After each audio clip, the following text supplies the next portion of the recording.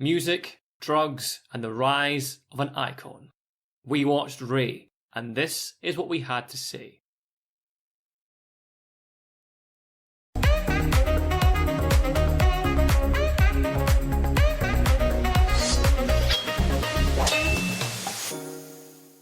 The story of the life and career of the legendary rhythm and blues musician Ray Charles, from his humble beginnings in the South, where he went blind at age 7, to his meteoric rise to stardom during the 1950s and 1960s. Joining me this week, we've got social media cult leader Sasha Reid and her unfortunate opponent in Heat 3, Vanashree. And we've also got Greg Shackleton joining us, as well as our guest this week. She's here to talk about her awesome podcast, Choose Film, a Real Retrospective, and her life coaching service, High Vibe, High Life. We have Ashley Sutherland. Welcome to the show, Ashley. Woo! Thank you so much for having me.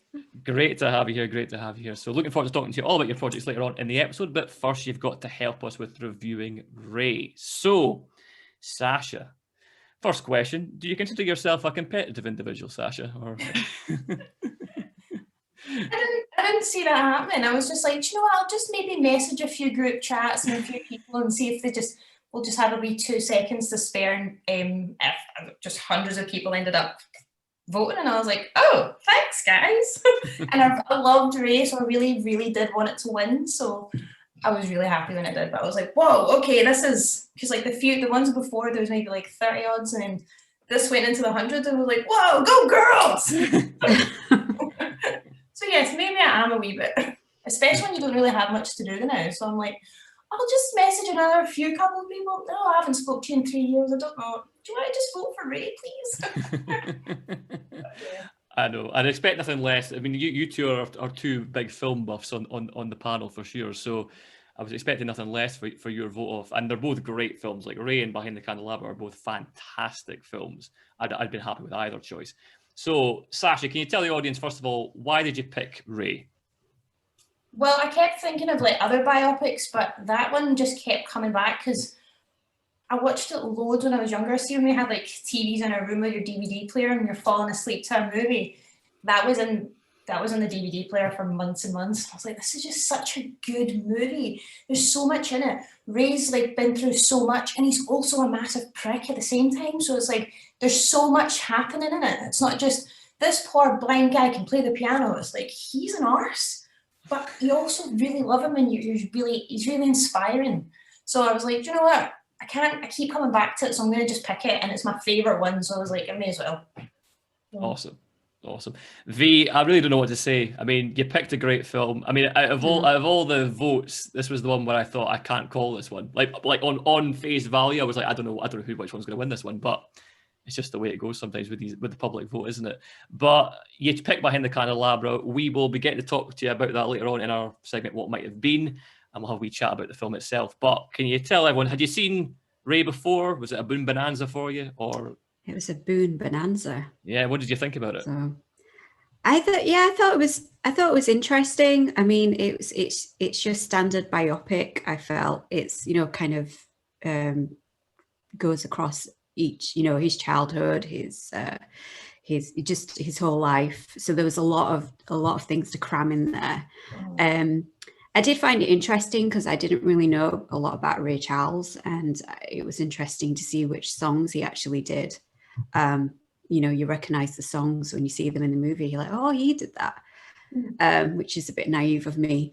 But yeah, it was good, and the performances were really good.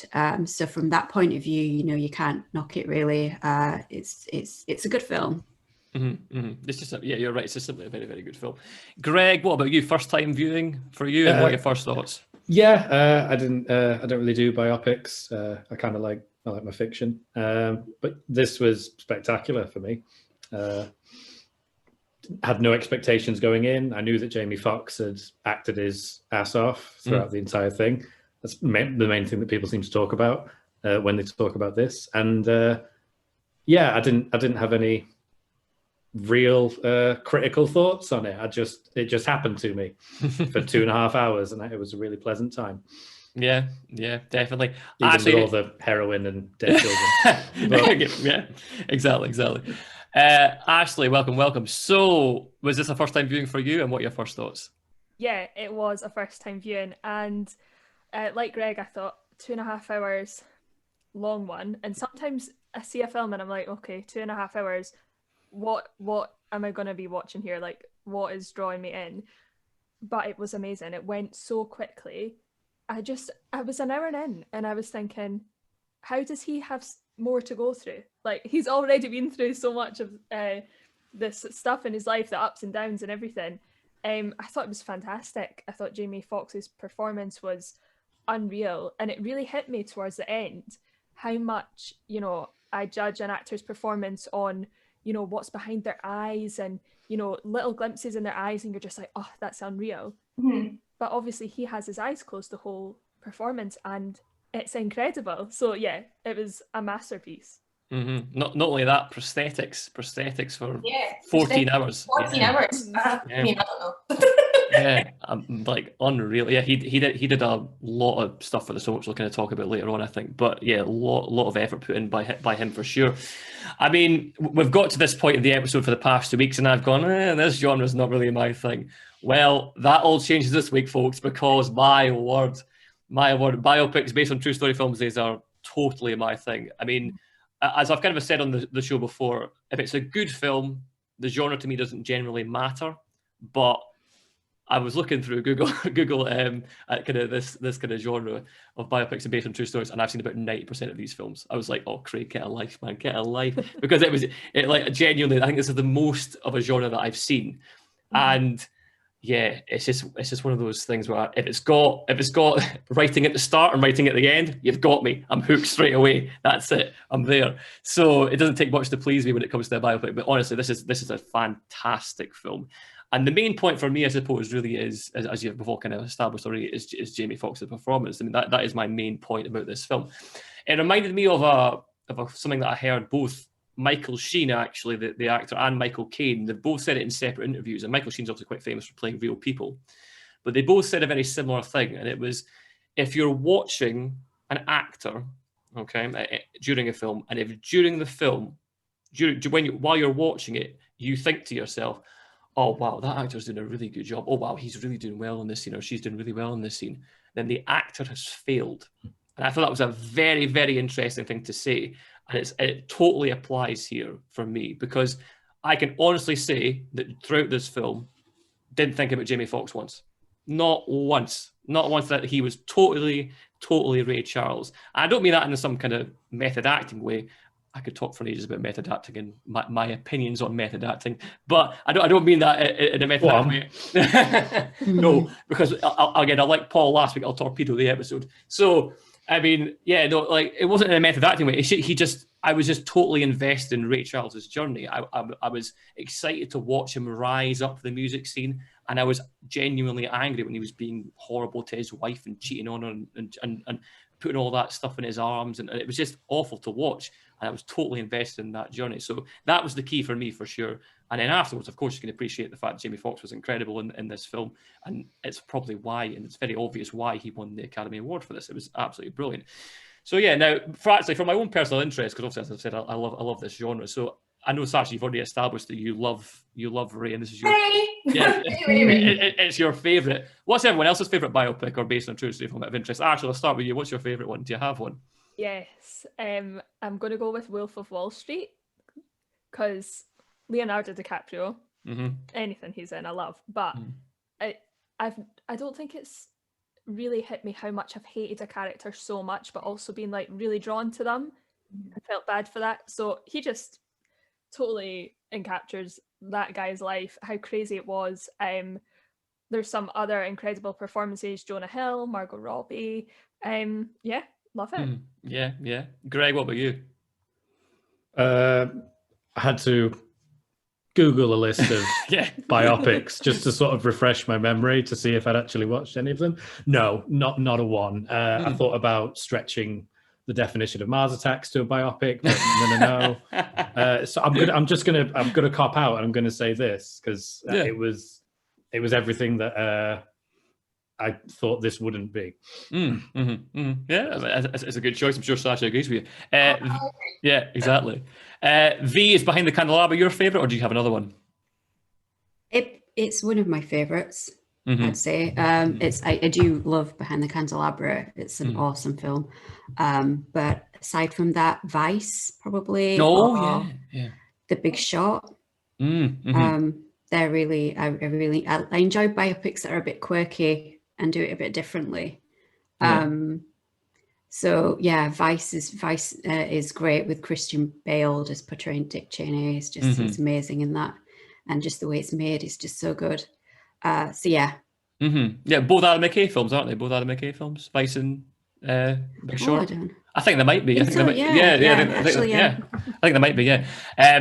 I agree with Ashley and Leonardo DiCaprio, but a different film. I mean, one of my favorite films. I honestly, I could list off like 20 biopics. I'm going to narrow it down to two.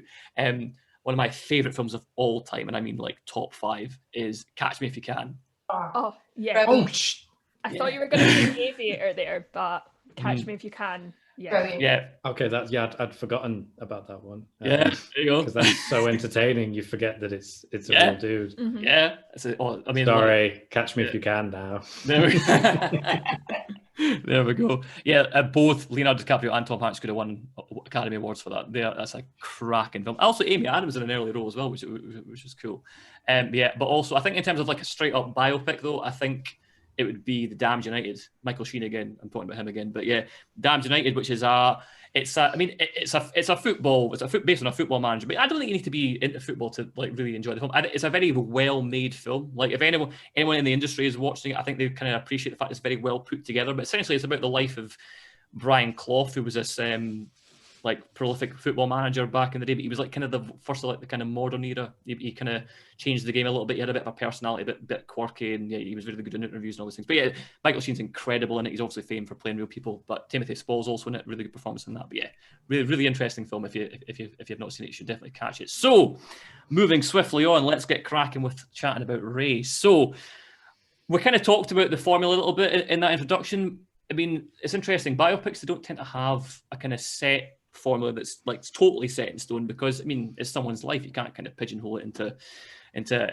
a formula that's kind of cinematic. Sometimes we kind of get the whole lot though with this film, but it's just kind of not done in the fullest of possible ways. You've got the introduction, you've got the backstory, you've got the flashbacks, you get the rise of Ray, you get the decline, and you get the kind of rise again, the phoenix from the ashes moment. But that kind of last part's kind of done an exposition at the end. It kind of see a specific aspect of Ray's life in this film.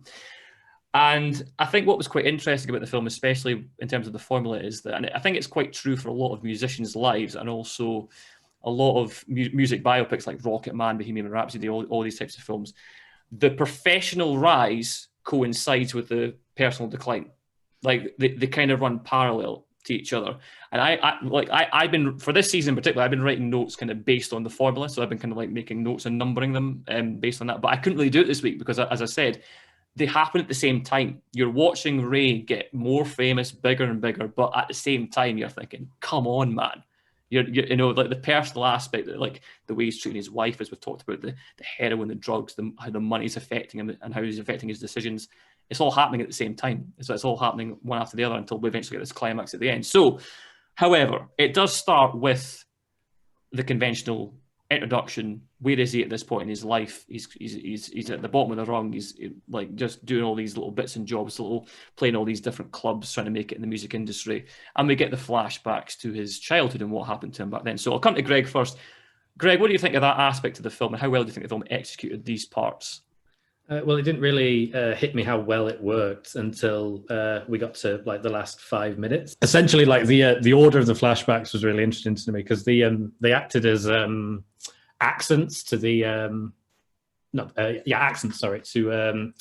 events that we'd just been shown. The first time he takes heroin, the scene before that was his brother drowning in the tub, and then immediately after he takes heroin for the first time, we cut back to that god awful funeral scene and how excellent that was, and then we have another scene where he's becoming blind, and it's the slow, deadly decline. And then when we join Ray again in the present day, he's on the road, he's touring, he's doing all the musician things that we'd be hoping and expecting that he'd be doing by this time. And the camera's sort of lingering on every woman that's just gazing up at him in thinly veiled sexual awe. And it's and it didn't really occur to me until later on. Like we had trauma, we had inciting incident, we had band-aid solution that he just stuck on there and hoped that it would eventually fade away into nothing, like heroin tends to do. And then we cut to his next vice, which was other women, and that sort of grew into its own thing throughout his marriage and multiple partners following that. I really liked how they were put together, and they didn't really sink in just how effective they were until the film was over and I actually had time to think about it. Because at the time, I'm just going from one emotive scene to the other, and because they're all so good, I'm not really thinking about it until the next one happens. So it evolved very organically in a way that took me a while to appreciate. You don't really notice the time going by. It's 2.5 hours, but the way it's put together, it just kind of all flows, and it's just wonderful to watch. And you do not notice that time go by at all. Sasha, what about you? What do you think about the opening part of the film? Yeah, no, I loved it. It was good to show where he came from, what kind of person he was. Because at the beginning, you're like, oh, he's this jazz guy, and then the next scene is like his mom. It's like, don't let anything ever turn you into a cripple, and you're kind of like, oh, it's funny because some people would be like, oh, if you're blind, that means you're crippled in a way. And then when it turned out to be like the whole drugs and stuff, I was just like, oh man, that's what she was meaning. She's like, be who you are, but don't let something control you. And you think it was maybe just like the music or women and stuff, but like the drugs were totally destroying him. But no, I thought it was good. I loved it. And I loved all the flashbacks. I think the flashbacks really helped you kind of understand what kind of person he is and why he became the way he did. Even though some of it's not exactly true, but in the film, it was good how they did it. And it really made your heart sore for him because I'm like, he's a sweet brother. But see the end bit when I think it's the last flashback and he takes his glasses off and he's grown up, and as soon as you hear like George saying Ray, every time I see that I start crying. I'm like, oh my god. And he's like, George, it's okay. And she's like, don't worry. His mom's phenomenal. His mom's my favorite character. Like, she's proper like, this is how you do it. You're only going to get taught once. I'm only going to show you this once. We'll talk about that later. But anyway, yes, it was good. The opening was good. Anyway, on a bit of a rant there, but yeah. It's your film. You're allowed to do that. You're allowed to do that. It's just Gosh, do it. And you start thinking of this, and oh no, but this bit was really good. I liked the way as well. It was they used different techniques. Like the coloring was very different for the present and the past. So the past was all like bright and very green. So it's interesting to see that. And it also, to me, it felt like he was where he was at that time because of his mother. So his mother essentially was everything that shaped him in this film. It just showed you how much he depended on her at the start and how she taught him everything. And that just kind of resonates throughout the entire film. Yeah, for sure. Ashley, was the mother's performance a stand-up performance for you as well? What do you think about the opening kind of scenes? Yeah, absolutely. I thought she was phenomenal. And I think right from the start, we see Ray's independence and his confidence. And this is not a story pitying someone that's blind. He is confident. He stands on his own 2 feet as his mother has taught him. And I think the flashbacks really open up that he's been sort of exposed to tough love his whole life. And that's made him who he is. And it's been really powerful because really, if his mother had have babied him and, wrapped him in cotton wool, he wouldn't be able to have done half of the things that he has. So yeah, I loved that they set that up, and it was just like, this is the way it is, take it or leave it. He's strong, he's independent, he gets on that bus, he lies about how blind. Yeah, I didn't even get that at first. I was like, oh right, okay. And then I was like, wait, I thought he said it was in the war. And then I was like, oh, okay, actually, like, switch yourself on.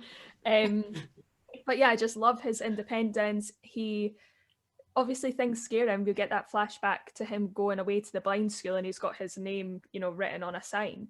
And that must have been absolutely terrifying, but he just had to go for it. And then, once you go for something, your comfort zone's expanded, and that's how he's able to achieve like such amazing success in some ways and then a downfall in other ways. So yeah, loved that whole setup.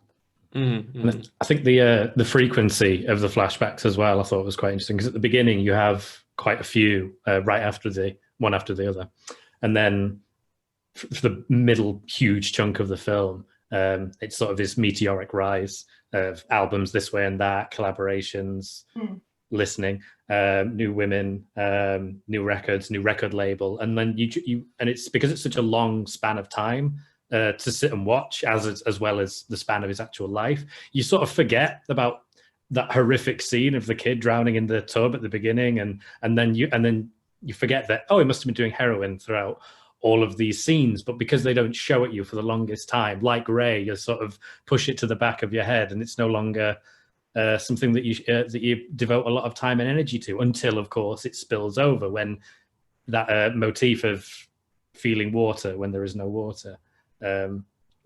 Whenever that just sort of pops back up, and you remember, oh yeah, this began horrifically, and it's turning sour all over again. And I like it when a film can literally do that with the time that it has, and just make me forget a very important visceral thing. Yeah, it's like, oh, he watched his brother die. Like, he could have done something, but he was obviously in shock, and he oh, we forgot about that, and then it comes back again. You're like, oh yeah, no wonder he's a bit of an arse. and he never forgave himself. Yeah. Exactly. Yeah, and I think Greg, you're absolutely right. That's what I was thinking to myself as well as you were talking there. Yeah, I think it's probably a conscious choice on the filmmaker's part to show the kind of that he's trying his best to just push all that stuff in the past, but he then at the end just can't. It comes back again. He can't quite get rid of it, and neither he should. He's got to embrace that thing that happened to him, that terrible incident that happened to him, so he can then move on and recover as we know he did. So, moving on, as you were kind of alluding to there, Greg, as well, the main portion of the film is this rise up the music industry, but as I also alluded to at the start, it also includes a lot of personal decline, the drugs, the women. So, Sasha, this is your film, so I'll come to you first with this bit. How did you feel the film executed the rise and fall of Ray on these two parallel storylines? I think it was done really well, which is he went from, it shows him going from like this wee, I'll just be the piano player, and then the guys, a lot of people were taking advantage of him at the start, but then once they realised how good he really was, he was able to kind of slowly turn that around, but he turned it around in maybe a more negative way, because he ended up being really horrible to the people that really cared about him. See, when he first got married to his wife, I was like, oh, he's got his wife, it's going to be great, and then he starts going on the road and sleeping with other women, and I'm like, hey, hold on a minute, he's got his wife that he really wanted, and I was like, I don't understand that. I was pure raging at him, and obviously way years ago when I first seen it, because I was like, but he's married and that's his wife, and why would he do that to her? And you kind of see why. He's got many addictions to many different things, and yeah, they do start mirroring each other in a weird way. And you're just watching someone being a human, like, he's on the road, he's lonely, so he's gonna, and especially because his bandmates at the start would like leave him, and he'd never really be in social situations. So women and drugs, maybe he felt like using drugs would kind of connect him with other people, and it would kind of have something to do together, to socialize with, and also to forget about what he'd been going through and his brother and being blind, because like he does say at one point, he's like, he's in the dark every day, because he seems so confident and funny and quick, and he's actually terrified all the time. So the music hides that, as well as the drugs and the women. And Kerry Washington wasn't stupid, she knew what he was doing, but she's like, well, I've got your home, and as long as you don't bring that back here. But oh yeah, he's an arse, but I love him at the same time, and you're just like, oh mate, you've gone through some shit, and you're pretty shit, but you're still a person. And that's why I thought it was really inspiring, because you see all like the cracks as well. It's not just all perfect and sunshine. Is that a good metric for a personal biopic, where you can take someone, warts and all, and you can still be amazed at the amazing things they do, and you can still be sympathetic to the terrible things they do in the meantime, and you can just take it all in one big stride as who that person is. And isn't that what a biopic's supposed to do, and not as opposed to something like Bohemian Rhapsody, where it's just the shallowest, greatest hits cuts of the life and times of these people. Yeah, definitely. Krug. Yeah, I thought it was good as well, like how I guess with his rise in you know, as he got more famous and more successful, he did it because he took risks, and the whole gospel thing, he didn't. People were really pissed with him when he was, you know, taking well-known tunes that were meant to be godly and just like changing them and making them their own thing. And it just showed that he didn't really care what other people thought, and he was so confident in that, and he knew it's what other people wanted, and he just went for it, and that's what made him successful. And it also, this portion of the film as well, it tells a lot of his story through music, through the songs. You know, for example, you got his rise with the more chirpy songs, and then you've got the whole thing with Regina King, and it's like Hit the Road. You know, that whole section. I enjoyed that section because it was just telling the story through the music. Yeah. And then like later on he's a bit more chill or a bit sad, and then he's starting to bring out all these like country slow songs and all the choirs. So definitely that works well with it as well. But yeah, it was, and at the beginning he's like, I'm so good at like imitating people, I don't actually know what my own sound is. And then he did eventually find it with like gospel and stuff like that as well, and mixing everything. And because at the end of the day, not everyone's gonna like the same things. So some people are gonna be offended and some people are gonna find it fantastic. So you just have to go with your flow and do your own thing. And he did that really well. Yeah, definitely. I feel like the whole middle section kind of kept me on edge, because I was like, what's going to fall first? Like, is his personal life just going to, you know, go out the window, which it kind of did? Or like, is this going to impact his career? You know, when the managers start noticing his leg shaking and stuff, and he's like, well, I can turn up and record like a record in one take. So what are you going to do about it? And I'm like, okay, he's just hitting us. And it was that constant, like, when is this just gonna all tumble? That kind of kept me on edge. And, you know, the sort of rivalry between Marianne and Margie, and he kind of had them two on the go at once for a bit, and then Marianne just kind of, I don't know, that was kind of open-ended. But yeah, I was always on edge, like, who's he gonna piss off next? Who's like gonna bear the brunt of his addiction, or like what's going to happen with his music career when it's like at the absolute peak? So yeah, I just didn't know what was to come. And I mean, I didn't know anything about his life, so maybe that's why as well.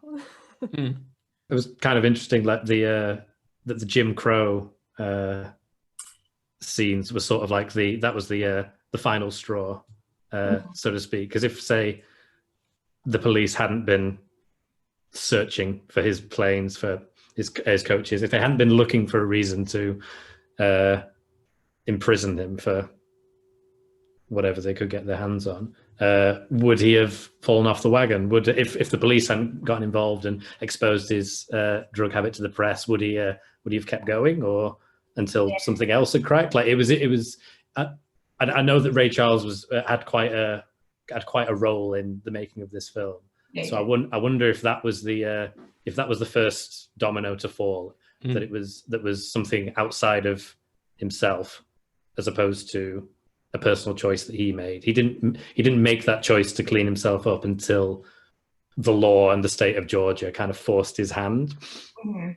But who knows for that? I choose to believe that it all worked out fine because of it.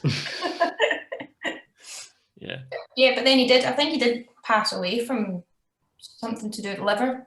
Something to do with his liver. So was it a year after this came out? Pardon? Was it a year after the film was released, like 2004? It was this Was it same year. That's one of my questions, so just pretend you forgot about it. No. Who are you? What? I know, we've got to be so careful now with this new game that we're doing at the end of the show. Okay. Yeah, I mean, a big part of this film is definitely the music, and we've kind of been chatting away about that for sure. But I mean, some of my favourite scenes in this film include the songs. I mean, what I say is, I think that's my favourite scene of the whole film. When he's got that extra 20 minutes and he's got to fill it, and he just makes up this song. I absolutely love that scene. It's such a good scene. Also, though, I love the Hit the Road Jack stuff. That's one of my favourite songs, actually. I mean, for me, music peaked after the 1980s. I've always felt I've been born in the wrong decade, because I love like anything between the 1950s and the 1980s. Anything after that, what you kids listen to, all this raving nonsense? No, not for me, not for me. So I mean, no, my favourite song is, I think it is, I Can't Stop Loving You, because years and years and years ago I watched like a kind of anime movie called Metropolis, and it's the first time I really was affected by music in a film that I remember. And it's like the end scene and everything's blowing up, and it just like, it's in slow motion and that song's playing. It's just, I was like, oh my God, it's like bombs going off and it's crazy, and it's just a slow, beautiful song. And I was like, this is fantastic. And then so when I found out Ray Charles, because my mum's like, oh, that's Ray Charles. And obviously I didn't have Google back then to be like, oh, who's this? And she just maybe told me bits and bobs. And then when a movie came out about him, I was like, well, I need to see this. And I did like Jamie Foxx as well. And I was like, this is great. I'm like, so we'll just keep playing that and falling asleep to all his songs. But yeah, that's my first memory of Ray Charles. So I think, and then I was like, Mum, is this song in the movie? Because she'd seen it first. And then she's like, no, I don't think they play this one. And I was like, oh, and then it came on at one point, and she just side-eyed me, and she's like, got you. And I was like, oh my God, that's so good. But yeah, so. I think for me, I think for me, the energy like just completely changed and lifted when he started singing the Mess Around. Like that was just such a change. Like everything had been it was quite slow and mellow, and then obviously that is the start of his heightened success. But there was just a huge lift. I think I can't even remember what I wrote down in my notes, but it was all in capitals. I was like, yes, I'm here for it. That just totally lifted me up. I loved it. Yeah, you're just like din din din din din, and you just have a good mood after hearing that. You're like, okay, let's just dance. That's the thing. You're getting excited and happy. You're starting to see. Oh, I recognize that. I recognize Ray Charles's voice. I recognize that song, and you're enjoying watching him find himself and find his voice and what kind of artist he's going to be. And that's a key part of the film as well. That's key why you like the character, because you recognize the songs and you're invested in that sort of thing. And that's why it's so much more heartbreaking when you realize this is a flawed human being. Because a lot of people, you revere these people, especially iconic artists like Ray Charles, musicians in general, actors as well. But you've got to remember as well that they're human beings. And that's the thing that this film does very, very well. It shows this. It's not like a celebration of them. It's not a complete condemnation of them. It's both. It's showing you the real human being. It's showing you Ray Charles in the truest possible light. I think that's why the film was so successful, and why it was so successful in the awards as well, for sure.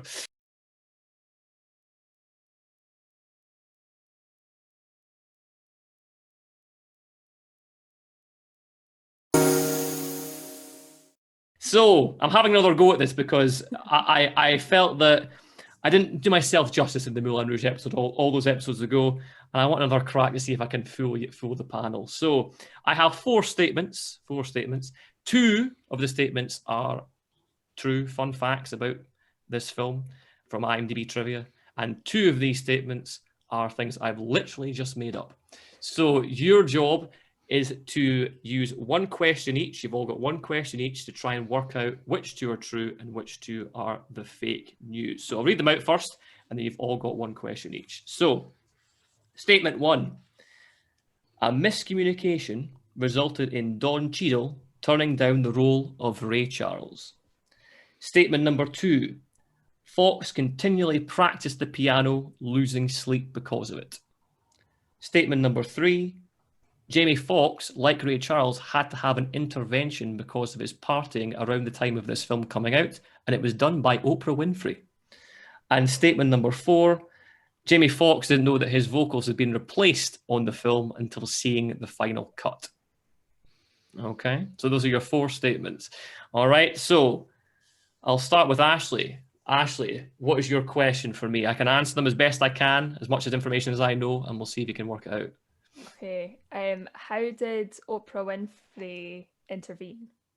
So apparently, as the story goes, Jamie Foxx, as I said, much like Ray Charles, he was getting a bit too far with the partying. It was the kind of height of his success.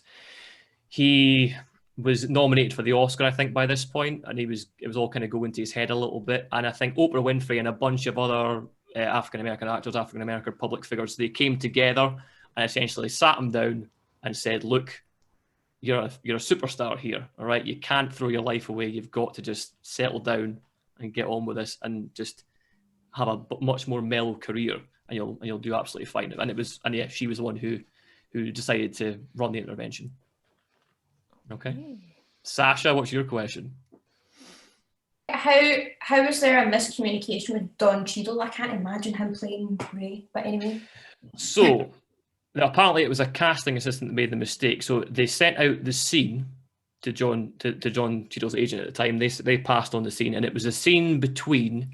It was early on. One of the scenes early on in the film. It was between Ray and I think Terrence Howard played the part of Gossie McGee. It was one of the early scenes, and there was a miscommunication. Don Cheadle thought he was reading for Gossie McGee, and said, "No, I'm not. I don't want to do it. I don't want to audition for that part." Because I think it was because he played a part very similar to that recently, so he didn't want to do another one like it. And he just said no, and that was it. And then they moved on. I think Denzel Washington also passed on the role. And then, yeah, it went to Jamie Foxx eventually. So that's number 2. Okay. V, what about you? Are you just taking my questions? No, I actually took my questions. So I was like, oh, quick, think of something else. I've got one if you need a minute. So was he learning the piano from scratch when you were saying he was losing sleep? This is a separate fact. He does genuinely play the piano in this film. He does. He learned how to play the piano. I don't know if he learned how to play the piano for this film. I think I kind of heard that somewhere. I'm not sure if that's true, but I think he definitely was learning the piano to the standard for this film. And apparently he was on set, he'd do his 14-hour days, and he would just go home and just keep practicing the piano, trying to make himself look as believable as possible. And we know from other things that he learned Braille and all these other things, that he did all these things for this role. So it's not too outside the realms of possibility, I would say, that he also was losing sleep by learning the piano. I think he'd come in without like 2 or 3 hours sleep to the next day of filming. So there you go. Greg, what about you? Last question. I can ask you any question. Yeah. Which member of the 100 cast is your favourite? Oh. Do I have to tell the truth? We're in the realms of your game here, so you could lie. Exactly. Also, I didn't have a question, so. I don't know. That is the toughest question I think I've had so far. I mean, we're all very different. Shut up. Let him talk. Bring different things to the pot, so. Yeah, let him score him. Yeah. We're all special in our own way. Yes. I love you all. You're all very special people. There you go. Gun to the head. Right then, moving. I think that him losing sleep playing the piano is true, but I think he could play the piano before, because Ray Charles met him and said, right, can you play the blues? And then they were playing blues together, and then he was like, he's got it. But I think he had to get like specific things. So I think he was always practicing that. So I feel like that one's true. Okay. I don't really know about the other ones. What is that, misery, Craig? Yeah, I want to say the Oprah one's true. I love Oprah, so that'd be good if I hope it is. Right, Mama Oprah's got you. You stop now, okay? V, what do you think? Maybe the first one or the piano one. Are both true? Yeah, I think they're both true. Okay. Greg, what about you? I'll say Oprah and the piano one, because I've forgotten the other 2. Come on. I'm really trying. I should have written them down. I thought there'd be a recap round, and I'm still wanting to know who's your favourite. And Quickly, what was the last 2? The last 2 that you haven't mentioned, Jamie Foxx's vocals were replaced, and he didn't know about it till the final cut. And I think, well, V's already said the miscommunication one she thinks is true. So, any changing before we lock it in? I definitely think the piano one's true, and I think maybe the vocal one could be true because he does sing his odd wee bits and bobs, but I think Ray recorded most of them. But I'm sure you'd tell someone that. No, I think it was he gave them permission to use a lot of his stuff. So why would you even try to recreate that? Okay, I don't know. I think the piano one's true. Yeah. Okay. Piano. Other ones I'm not so sure of. Right then, I will reveal all. So, the first one, a miscommunication of Don Cheadle. I'm sorry, V, that was a lie. Oh God. Finally got one. I finally got one. Okay. Number 2, losing sleep with the piano. That was true. That was definitely true. The intervention with Oprah. True. Yay! Yes. And the vocal sing I made up. Yeah. The vocal sing. Right, okay. Jolly good. Yeah. For any Marvel fans, the Don Cheadle thing was a little bit of a red herring and allude to the fact that Don Cheadle replaced Terrence Howard as War Machine in Iron. It did occur to me, and I was like, I'm sure. God, you took the long way round with that one. sorry. Oh. Anyway, to hornshoe some Marvel into the show for sure. Yeah, well, we're missing the people. We're missing Andrew and stuff on this one. So don't indulge them. Talking about grown-up stuff with grown-up people. Right, let's move on and to grown-up stuff. Let's talk about the decline. Let's talk about the drugs and the money and how the personal kind of aspects of this character, it just totally fell by the wayside. It started to affect him, as we kind of saw, and it culminated into this rehab moment. So I'll come to V first. V, how well do you think the film executed the personal kind of decline of Ray Charles in this film? Yeah, I think we've covered a lot of it, but I would say that for me, the decline came at when he was discovered with the drugs, as in his drug kit. And I think that kind of, instead of him going, oh, I'm going to fix this and I'm going to try and be a better person, he kind of took it as an attack, and it kind of projected him into this kind of reckless journey into just being an awful person with the kind of having affairs on his wife, treating women, like they're objects, just replacing them, treating people in his bands like being there from the start, just replacing them with people that he thought could get him somewhere else. So he was replacing people that were good for him personally as a friend with people that would take him to higher heights as a performer. So I think that definitely that was the point where it kind of just sent him on this journey, and the whole drug abuse as well. I think even though he was taking drugs himself, there was one good thing about him where he was not wanting, maybe because he didn't want to share his drugs, but he'd be like, no, you can't have these drugs because to Marge, it'll just be bad for you. It won't work out. But that sent her on her journey of being an alcoholic, and she just declined as well. So she was experiencing the same kind of decline as well. And she died, which kind of really hit him hard. I think also the whole Jim Crow aspect with the police kind of being there already. He was set up. He did have the drugs, but they were there to find the drugs on him. And it kind of showed you that he was being punished to a much more harsher level than, say, his white counterparts would be, other people in the business, because the authorities didn't want to see a successful Black man or a person who spoke out about these things. They didn't want to see the emergence of Black culture in America at that time. And this was a really racist period of time. This was like the 1960s, where segregation still existed. And I do feel they could have maybe focused on that much more in this aspect, and not to make it a one-trick pony kind of movie where it's just about the racism that he would have received. But he was a Black man living in segregated America, and I think it would have had quite a fundamental effect on his decline. So I think they could have maybe shown more about his experiences, when the reporters come in and he's in jail, and what actually happened to him there, how was he treated, those kind of things.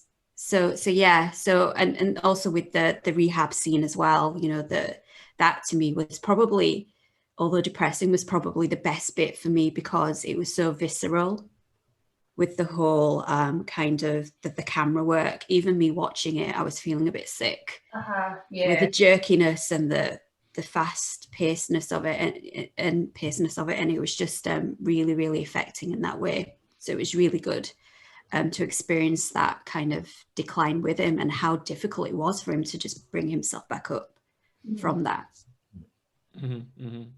Sasha, how did it feel to watch Ray go through this portion of the film? Yeah, well, speaking from that last scene, I liked seeing him trying to get better because he's just showing that he can put his mind to something and do something. So throughout his whole life, he's always done that. But when he first started, you were just like, oh no. But see, when his wife found the kit first, that way at the start, and then he was so nice and sweet. And as soon as she found out, she's like, no, you need to stop this. I'm going to come on tour with you. And he's like, no, actually, no. You're going to stay in my house and I hope you're back. And that's when you kind of slowly started seeing him become a dickhead. I was like, oh no, this is only the start. And then it did just get worse. And you started seeing him doing his wee shake. But the thing is, he never, ever missed a concert. He never missed a recording. Like he was, like, music was so important to him. He would never miss anything. So, I mean, I guess that's a pro of him taking drugs. He was still doing everything he had to do. But he just obviously didn't really care about the people around him anymore. He just wanted to get bigger and bigger. And I don't even know if he realised how much he would lose. Like, see when Kerry Washington's like, you will lose your music, not your family, not your friends, your music. And I think if he didn't have music, he would have, I don't know where he would have gone. I don't know if he would have died or what, but his life would not be the same. So that really did save him. It's interesting how much we're willing to forgive incredibly talented people. Because I mean, look what he could, like, his producers say, like, look, he's got the junkie shake, and then like, yeah, but he's doing the junkie shake while he's smashing out a new LP first try. Like, where do you plaster over it a wee bit? Like, is it a problem if it's not stopping him from doing that? And making us money though, so do you know what, we're all right. Well, no, they're also his friends at the time, and I believe that. In this, but I mean, you can apply this to any celebrity meltdown. Like Michael Jackson, for instance, like, people will forgive all kinds of shenanigans because of the amount of presence he had in popular culture. Elton John's very similar as well. Actually, Rocket Man's got quite a similar trajectory as well to Ray, for sure. Yeah. And you're right. Yeah, it's when where's the line, essentially, and is the line moved because they are famous or because they're talented? Should their line be moved? Should the line stay the same and it should just be a blanket thing? And that is kind of the kind of moral questions you're kind of being asked as the viewer in this film, for sure. And, you know, what's more important, his health or the music and what he's giving to society? And yeah, but I think what was interesting, actually, because in these films, and again, I'm going back to Rocket Man again, actually, but in these films, you see these producer types, these money-making people. 9 times out of 10, they are portrayed as these kind of vampire blood-sucking people who will literally get this person to the point of literally almost dying before they go, actually, maybe let's sort them out, maybe. You know, it's always that way. But actually, I quite enjoyed Curtis Armstrong's character. Yeah. He was a nice guy, and he actually did care about Ray, and he when all was said and done, at the end of the day, they were friends. And when Ray wanted to move on, the other guy was a bit like, fuck's sake, but he was like, I'm really proud of you. I'm really proud of you for taking this next step in your career. We can't give you what you need. On you go, for sure. Ashley, what about you? How did you feel about this kind of decline aspect of the film? I think it really hit me when he bought the new house for his family.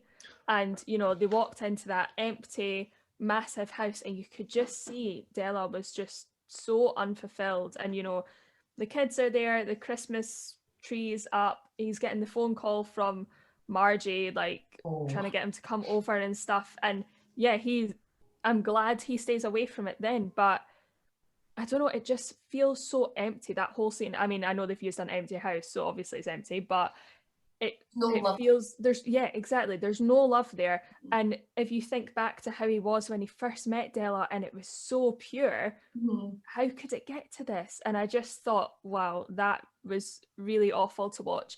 And I think a lot of the time the drugs are kind of hidden from us a lot. Like there's quite a period where we don't see him taking any drugs, and you think like, okay, how bad is this getting? And then it just hits you again, and then his addiction to, you know, affairs, I would say, as well, and you know, enticing other women, and it's just awful. And you want him to do well, because as you said, he's amazing and he's having such success. You think, yes, just like get your life in order, live your best life, be as successful as you can be, but there's this underlying like trauma unfolding, and it's horrible to watch.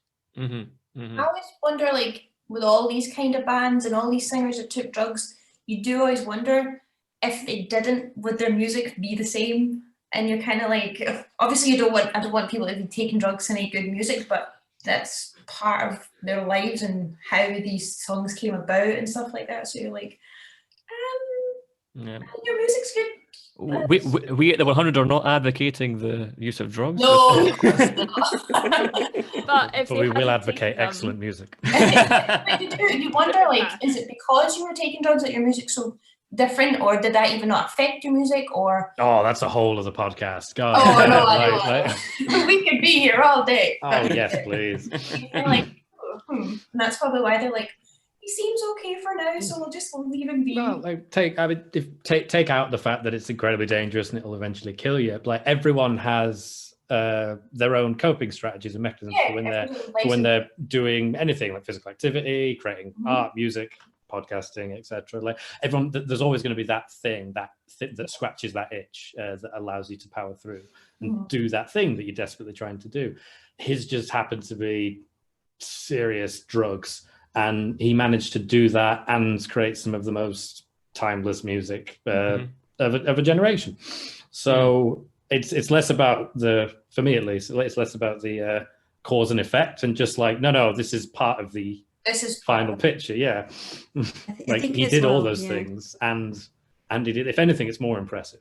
Yes, exactly. Because I can barely say if I'm like hungover or something, I can barely string a sentence together. Yeah, I'm struggling right now, and I'm just like really. I was just going to say, you have to remember that he went blind in his childhood, so he wasn't born blind, so he knew he was missing out, and he knew what his life changed, so he probably had to like depend on drugs and affairs with women to just get that extra like stimulation in life for something that he was missing. But he also eventually learned to live without that, like he'd live without his eyes, and it's interesting how that heroin took longer than the loss of his eyesight. Yeah. Anyway, I did think his mom was a big help with, like, when he she was fantastic. blind. I loved that. See that scene where he runs and falls, and then he's like shouting for her, crying, and she's just like, I'm going to see what he does.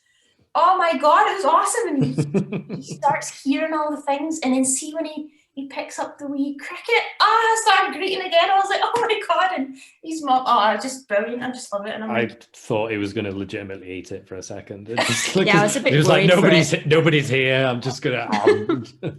I was like, I don't know if I can do that. See him get that away from me. It was amazing when he just said, like, I can hear you too, Mum, or whatever it was. It was just like, oh my God, he's getting it. Like, oh yeah, amazing. And then it leads to the scene where he's telling Della to listen out for the hummingbird that's outside, which was just stunning. So he's beginning to believe. Exactly. Very quickly, before we kind of move on to the 8 questions to fill them all section, just the ending of the film, because I said at the start, it's quite interesting how they don't show you the rise again. They don't show you that kind of aspect of his life. It's very much exposition at the end. It's very much this final scene in Georgia where he gets allowed back into Georgia to perform. So how did we feel about the end? Did anyone think they were left wanting to see that kind of journey of him getting back to being where he eventually was in his life, or did we think it was actually a good way of finishing the film? I'll open that to anybody. Anyone can jump in. I think it's a good way to end it, because it was quite a big positive thing that had happened, and it was a real important thing for Black music and Black people and everything. So the fact that he got to come back and they apologised publicly was a brilliant thing, especially it was not long after him just getting over drugs as well. So I thought it ended in more of a positive place, because obviously it went up and down throughout the whole film. But that, I thought it was good, because I was like, well, after that, what would you be seeing that you'd want to see, like you needed to see? I feel like we'd seen so much and we kind of grew with him already that I was kind of happy where it finished. Mm-hmm. I mean, where would you finish a biopic if the person that you're doing it about is still alive? Like, you have to just pick a point and say, right, this is when your life became less dramatic or less interesting, or this is where we're going to end things here. And I think it's a symbolic ending to have the state that banned him welcome him back. But like, it's the film is about him overcoming trauma and finally becoming that person that his mother raised him to be. And we took the long way around to get there. But it could have, I imagine after he'd got off the sauce that his life became a bit less dramatic and probably less inspired to make a film about those years when you've hit all those milestones. So like, why have any more? Yeah, it felt like a bit of a sigh of relief at the end. You know, you thought everything's going to be okay, even though we know it was okay. Like, he died in 2004 or whatever, but a note of that it was later. It was just that sort of, okay, I have closure now, life is good. And he has that line saying, I think it's Stella asks him like, oh, if only your mother was here, and he says she's here, she's always been here. And I was just like, yes. And that just made sense with all the flashbacks. It's basically like his mother is his intuition, like leading him all these different paths. And I just thought, yeah, I'm happy now, thank you. I think it would have been more of a, if it didn't end at that point as well, it would have been more of a slow burn drama. Probably would have gone on for a long time. But, Stephen King miniseries. Yeah, and I just remember thinking when I was watching it, just being shocked that it took them that long to apologise. Yeah, exactly. That's what I was shocked at. This was 1979 or something. And I was like, wow, that is so recent. You know, I just can't believe that that was still going on. It's just shocking in that respect for me. Yeah, definitely. So, thanks, guys. That was great. I really enjoyed talking about the film with you there. So, now our new segment on the show to finish off the film discussion. We're to Sasha for 8 questions to fool them all. Right. Okay. Well, I've got 8, so I'll give 2 each to you. Obviously, I'll start with Greg. Okay. Ray has numbers sewn into his socks, so he can tell what colour they are. Sorry. What colour socks are number 2? Were they blue?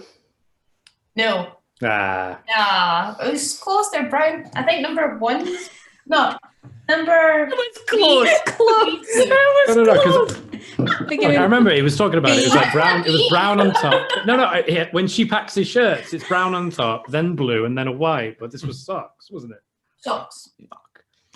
I have 0 sock notes, Sasha. I was all about the upperwear. Oh, it was close. That was close.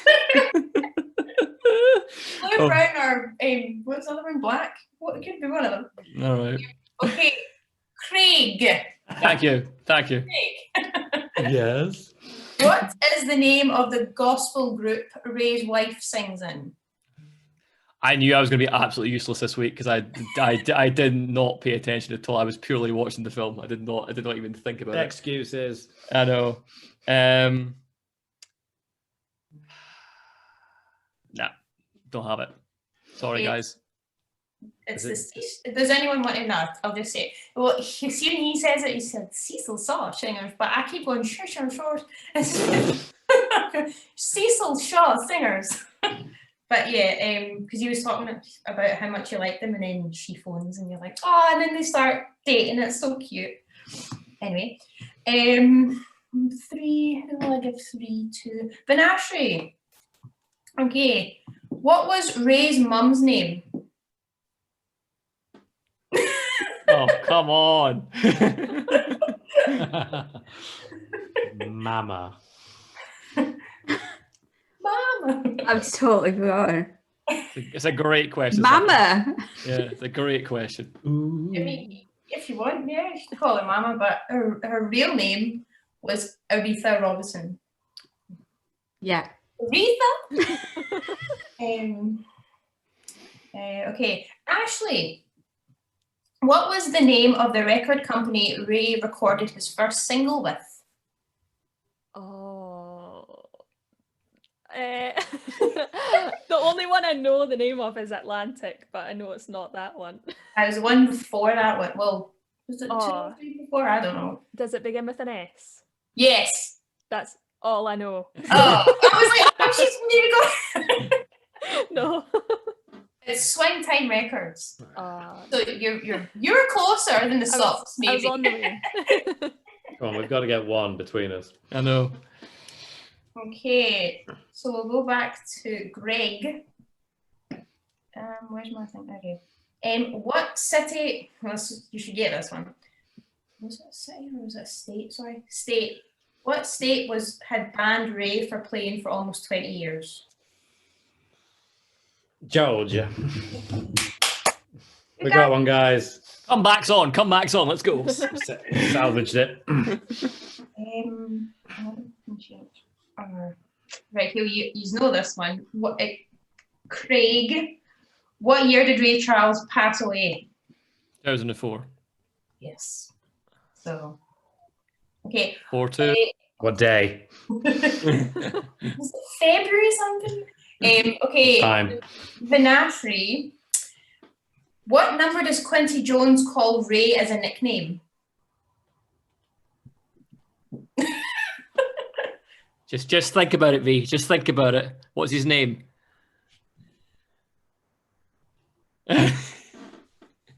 Ray Charles. I don't know how that was a good clue. Yeah, I don't know. Oh, maybe I'm wrong. Maybe I'm wrong. Ignore me then. Ignore me. It's lucky number 5. He calls him 6'9". So like Ray 6'9". The sex Quincy number. Jones Cool. is 7'0". See, that's a better clue, Craig. You said it's a sexy number. Sexy number. Apparently, because I looked it up to see if there's some meaning behind this. He said that Ray sometimes didn't want him to say his name in public, so they called each other these numbers. And then also, apparently, Mr. Charles was a fan of certain sexual. Maths. So that's Prime fine. numbers. Yes, you like Prime that? is for sure it's a prime number. Um, Comment below if you think this is a prime number. No. So Ashley, how many stairs were outside Ray's childhood home? Oh, Because his mom's like, do you remember how many? I'm gonna say 4. Yay! Yeah. That's fine. That's fine. Dignity intact, I would say, for that one. Yeah, yeah. Well done, Sasha. Well done. Congratulations. thanks. Congratulations. 5-3. Not bad at all. Yeah, well, the panel has not won yet. The panel has not. We were so close last week against Joseph. It was quite a harrowing experience last week. Joseph came back and won. It was horrible. But yeah, so we'll see how we get on next week in our final. So very quickly, before we move on to what might have been, can we very quickly just run through buy, rent, or refund for this film? So buy means add to your collection, loved it. We're going to watch it again and again. Rent means you enjoyed it, but maybe recommend it to those you think might enjoy it, and not in any rush to rewatch it. And refund says, no way, not watching this ever again. So, Ashley, I'll start with you. Buy, rent, or refund? Oh, I'm gonna go rent, because I don't usually watch films like more than once unless it really does something to me, and I'm happy with having watched this once. Cool. Okay, Sasha. Well, I've got it on DVD and it's all like dog-eared and all that, so I definitely would buy. Yep. Greg. I mean, I'll say rent because I think I only need to hear his story once, and I'll listen to the music for the rest of it. Yeah. V? Rent. Yeah, just for the same reasons. It's quite a long film to watch, and you know, once you know it, you know it. Yeah, so like you need to. It's interesting to see his life. But now I know it. Yeah, I'm agreed on those fronts as well. Rent for me. So we are a rent for Ray, but you might disagree. Let us know in the comments at 100 Film Reviews on Facebook and Twitter. Buy, rent, or refund Ray. So, as you know, Behind the Candelabra unfortunately lost out to Ray for this episode. So over to V to defend its case for what might have been. Well, if the public had made the right decision Oh, no, we can't start like that. and voted for Behind the Candelabra, we would have witnessed the greatest romance of the 20th century between Liberace and Scott Thorson. We would be here discussing Michael Douglas's exceptional, fantastic portrayal of Liberace, balding, pot-bellied, lavishing his lover with gifts and promises of adopting him as his own son. We would see Scott Thorson descend into drug abuse and mania as he struggles to cope with Liberace's infidelity and willingness just to toss him aside for a newer, younger man. And also we would see Rob Lowe's dedication to plastic surgery, playing the doctor hired by Liberace to make his lover look more like Liberace. Mm-hmm. And finally, we would see sparkly outfits, lots of sparkly outfits. So this is what we would be talking about if we had seen Behind the Candelabra. Yeah. Mm-hmm. A travesty. Yeah. Yes. No, I honestly, I actually voted for V this week. I really did. I mean, mainly just because Sasha was so far ahead, but also because genuinely, I love both these films, but I really do love Behind the Candelabra. I actually to this day don't know why I watched it. I'm not, probably just because biopics were my thing, so I thought, oh, okay, yeah, I'll watch this. But I was so surprised by it. It is incredibly funny, but also Michael Douglas is really, really good in this film. Again, award-winning level performance, I would say. Matt Damon is also really good in it. Again, surprisingly surprised by everything about that film in terms of the music, in terms of the performances, and it's also just learning about this bizarre man's life. It is so bizarre. Has anyone else actually seen the film? Has anyone seen the film or just watched the trailer? I've watched it. I absolutely had to watch it. And also it came on TV randomly. It was on one of the movie channels, and I was like, "Oh, I need to watch this," so I'll just record that and give it a wee watch. And yeah, I was expecting, I don't know, because so many people were like, "Oh, but this is a really good movie." I don't know, and I was like, "Well, if you're gonna vote, just vote for Ray." But I mean, you vote for whatever you want. But and then you bribed them. Well, I mean, I just think it was like, but Ray, you wouldn't be voting if I didn't ask you to vote. So just vote for Ray. And then I was like, because some people were like, "Oh no, you need to see it, it's really good." And I'm like, "Oh man, I feel bad that I'm voting against this when I've not even seen it." And then I did watch it, and I was a bit like, I know, I really wanted to like it. I love everyone in it. The acting was good. It was good, but I was also like, no. I didn't leave feeling like I'd ever want to watch it again. I didn't leave excited. It didn't give me a feeling. I didn't feel really connected to them. I don't know. Were you already tapped out on eccentric, enigmatic, drugged up musicians, and if you gave it a couple of weeks, you'd have been fine? Yeah, I'm like, maybe I'll watch it again, and then I'll write a retraction or something. But so far, I was like, I really wanted to like this. Mm-hmm. Yeah. Right. Oh well. I'm not even looking at the screen. No, not another fallout. We had Paul and Joseph last week. I mean, Anyway, well, Sasha, well done. We will see you in the final for Trainspotting 2 next week. Looking forward to it. And I hope you're all ready for me to regale you with stories from set, because it honestly was one of the most bizarre experiences of my entire life being on that film. Entre des algues de bazar, il vivait là tranquillement, mais les deux pinces de métal menacent leurs écailles à présent.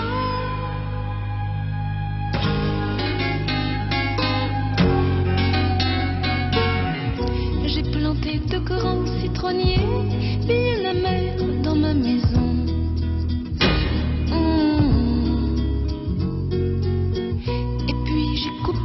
Leurs racines, ils poussent maintenant sans raison.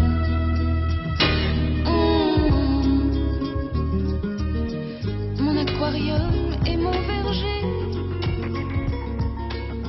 sont l'exemple de ma douceur. Let's move on to Ashley. Ashley, you are here to promote your wonderful podcast and also your life coaching service that you offer. So I'll start with the podcast. So Ashley, we had your counterpart Gary on the show last season. We had a chat with him on the Midsummer episode. So tell us about the podcast itself and how did you guys come together to actually start the show?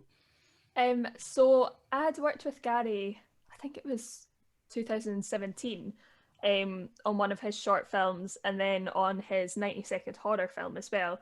And then at the end of summer last year, God, that feels like so long ago now, when you could go to a coffee shop and meet another household, he approached me with this idea about starting a film podcast. And I love podcasts, but I never even listened to a film podcast. So I was like, oh my God, yes. And also because I'm really bad at not having seen like the classics. It took me so long to watch The Godfather and Titanic and stuff like this. When I was younger, I watched a lot of Adam Sandler and like Mary-Kate and Ashley on repeat. It was not good. But yeah, I thought, do you know what better way to get me into watching, films that I've not seen but I should have seen, and talking about them and really opening my eyes to other people's insights. And yeah, I've just loved it. We've done 3 seasons now, and yeah, it's been a great ride so far. Yeah. Is there any film that you kind of surprised you in any way about that you've kind of reviewed and thought I wasn't expecting to like that, or I remember that one differently, or is there anyone like that? Definitely. We watched Pushing Hands. I think it was our 2nd episode. I saw the cover of this film and I thought, okay, it's a martial arts movie. It's so not that. It's about incredible relationships. It's just amazing. I think I gave it a 9 out of 10, but it was absolutely phenomenal. Ang Lee's directorial debut, just incredible. And I didn't think I would like it at all. But here we are. What about Hate? Those are always fun. Hate's a film that I hated. Do you know what? The only film, I wouldn't say I hated any film, but the film that it just wasn't for me was Alien 3. But we had Gordon on, who I know you had on, was it your last, it was just your last episode that aired? Yeah, episode 11, yeah. What an amazing guy. Like when I spoke to Gordon about Alien 3 on the podcast, I was like, oh my God, his insight is just incredible. And I was like, I need to watch this again because there's so much I've not picked up on. So yeah, at first that film for me was just not really my sort of thing. But I just appreciated it so much more after chatting away to him. Yeah, I mean, you better watch out Gordon's to start a lifestyle, like a life coaching service, because he's incredible. Become the patron saint of Scottish podcasting. Exactly. So speaking of which, you also run High Vibe High Life. What can you tell us about that? Yes, so I started that, I think it was in September. And I did my life coaching and NLP practitioner certification. And I just I'd been so much in the mindset of like, I'm a struggling actor, it's hard in a pandemic, like you can't get anything done. I'm always going to struggle because I studied musical theatre. I thought I'll never get into screen acting, even though all I'd worked in was screen acting. And I just had this awful mindset. And throughout the first lockdown, I managed to turn that around, did so much personal development, got a little bit of group coaching, and I thought, I need to do this. I just need to help other creatives know that we don't need to be stuck in this struggling creative mindset, and we can create our own paths and our own success. And I literally love every minute of it. It brings me so much joy, and yeah, I'm just so passionate about spreading the message of shifting your mindset and, you know, going after your truth and your passions and living authentically. So that's what that is all about. I coach one-to-one clients. Awesome. And finally, where can people find you on social media to keep up with all you've got going on? So I'm most active on Instagram, so that's at Ashley Sutherland or at highvibe_highlife, or if you want to get me on Twitter, it's at AshSutherland4. Awesome. Ashley, thank you so much for coming on the show. It's been an absolute pleasure having you on, and we all hope to return the favour sometime and come on your show and support you in that way. And catch me if you can. There you go. That's my pick if I ever come on. Definitely. Thank you so much for having me. I've loved this. And Sasha, thank you for picking Ray, because I'd never seen it and I'm so glad I have. Awesome. Watch Behind the Candelabra as well. I'm going to. Definitely. No, it's really good. Ignore her. I mean, Mars Attacks is there if you want to. I've seen it. I'm not banging on about it.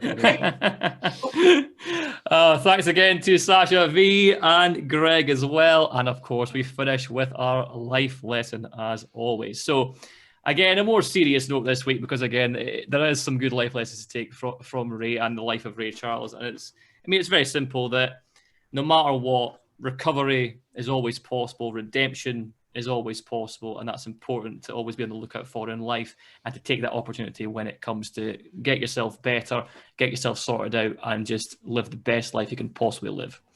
See you next time. I don't deny there's some strange evolutionary process going on, but mankind won't be destroyed. The fact that you and I are working here